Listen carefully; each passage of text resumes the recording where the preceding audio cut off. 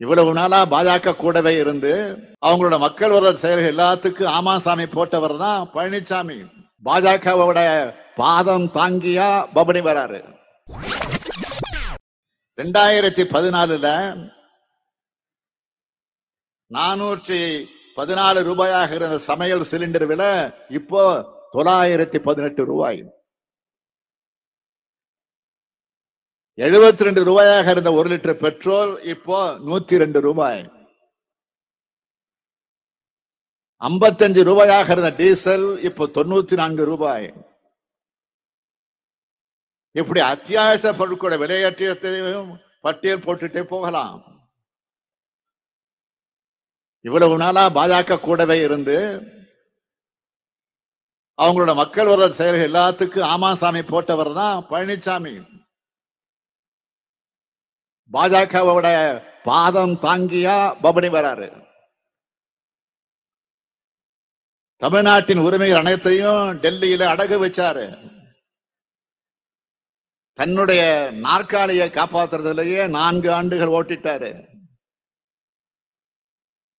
பாஜகவோட கூட்டணியை வச்சு குடியுரிமை திருத்த சட்டத்தை 3 வேளாண் சட்டத்தையும் ஆதரிச்சாரு.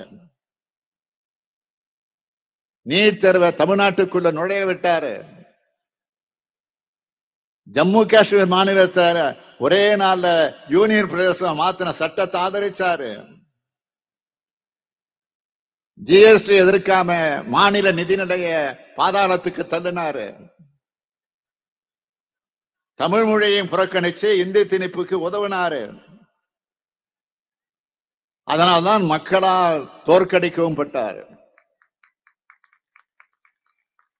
பாஜகவோடு சேர்ந்து சிறுபான்மை சகோதரர்களுக்கு அவரும் அதிமுகவும் பண்ண துரோகத்தை மறைச்சு இப்போ ஒரு நாடகம் போடுகிறார். அதைத்தான் தம்பி தயாநிதி சொன்னார். ஆனா சிறுபான்மையின மக்கள் அவர் பண்ண துரோகங்களை மறக்கவும் மாட்டாங்க. நடைபெற உள்ள நாடாளுமன்ற தேர்தலில் பாஜகவும் அதிமுகவும் எல்லா இடத்திலையும் தோற்கடிக்கப்பட்டாகணும். இந்தியா கூட்டணியுடைய வெற்றியில தான் இந்தியாவுடைய எதிர்காலமே இருக்கு. இந்தியா கூட்டணியுடைய ஆட்சி உண்மையான கூட்டாட்சி அமையும்.